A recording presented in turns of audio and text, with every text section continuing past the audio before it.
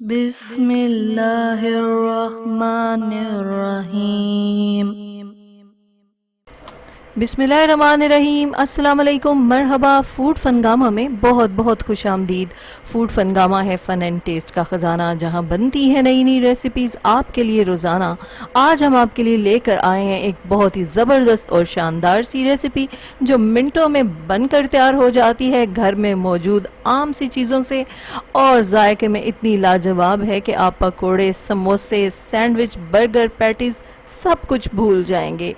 और इसके साथ आपको किसी चटनी या केचप की भी ज़रूरत बिल्कुल नहीं पड़ेगी। ये अपने आप में एक कंप्लीट रेसिपी है, इतनी ज़बरदस्त और इतनी मज़ेदार कि आपको मज़ा ही आ जाएगा। स्टार्ट करते हैं रेसिपी को।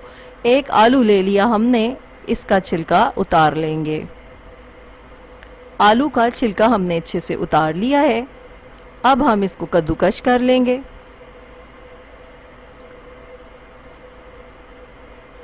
तो ये रेसिपी इतनी आसान है कि एक छोटा सा बच्चा भी आसानी से बनाकर इसको तैयार कर सकता है।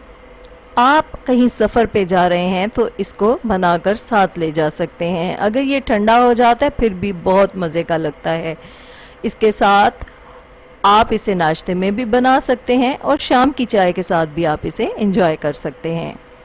शामिल करेंगे एक अंडा, इसमें 1/4 कप मैदा, आप आटा भी ले सकते हैं, 1/4 टीस्पून नमक, 1/4 टीस्पून काली मिर्च। अब हमने यहाँ पे पुदीना और कुछ सब्ज़ मिर्चें ली हैं। थोड़ा सा सिरका डाल के हम इनकी पेस्ट बना लेंगे। इसमें से सिर्फ 1 चम्मच हम इस्तेमाल करेंगे। तो आप इसे स्किप भी कर सकते हैं, इसके बगैर भी ये रेसिपी कंप्लीट है और ज़बरदस्त है। लेकिन अगर आप इसे शामिल करेंगे तो जायका और भी अच्छा हो जाएगा।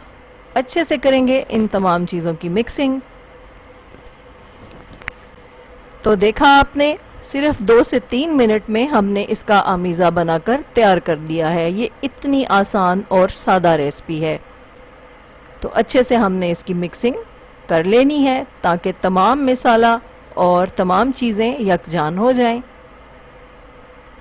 तो बिल्कुल हमने इसको स्टे नहीं देना यहाँ पर, क्योंकि अगर हम इसे स्टे देंगे तो ये जो आलू हैं ये पानी रिलीज़ कर देंगे और ये पतला हो जाएगा आमीज़ा। अब पैन में हमने ऑयल शामिल कर दिया है, इसको अच्छे से फैला लेंगे। तो जैसे ही हल्का सा ऑयल गर्म होगा आमीज़े को शामिल कर देंगे। तो अच्छे से इसको फैला लेंगे। अब अगर आप चाहें तो इसको थिक भी रख सकते हैं, लेकिन हमने यहाँ पे इसकी लेयर को थोड़ा पतला कर दिया है। इससे ये बहुत ही क्रिस्पी बनकर तैयार होता है और बहुत ही मज़े का लगता है। तो अच्छे से हम इसको फैला के सेट कर लेंगे और साइड से इसकी शेप को बराबर कर लेंगे। ढांक कर इसे तकरीबन हम 1 मिनट तक पकाएंगे। 1 मिनट के बाद हम इसको चेक करेंगे। तो 1 मिनट गुजर गया है। अब हम इसे चेक करते हैं। आंच हमारी हल्की है, तो अभी तक कलर नहीं आया। मज़ीद आधा मिनट गुजरने के बाद हमने इसको चेक किया है, तो आप देख रहे हैं कि किनारों से इसका कलर चेंज हो गया है। और अब हमने इसको पलटा लिया है, तो माशाल्लाह बहुत ही ज़बरदस्त कलर आया है इसका।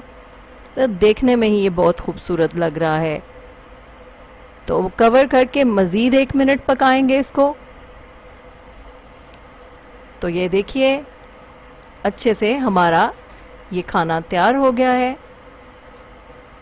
तो सिर्फ 5 मिनट के अंदर आपने इसे बनाकर तैयार कर लिया है। तो अब हम इसे कट करके भी आपको दिखाते हैं कि ये देखने में कैसा है। खाने में तो ये है ही लाजवाब।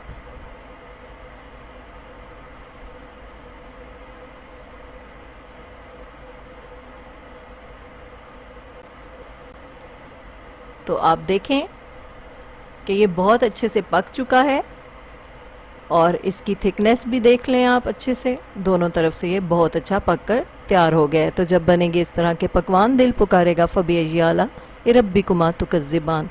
हमारी दुआ है आप रहें खुश और शादमान, दुनिया के साथ आखिरत भी हो आपकी आसान। तो कभी ना आए आप पे कोई भी इम्तिहान, अल्लाह हो आपका मुहाफिज व निगहबान। फूड फनगामा इंशाल्लाह हाजिर होगा लेकर नई रेसिपी, नया उन्वान।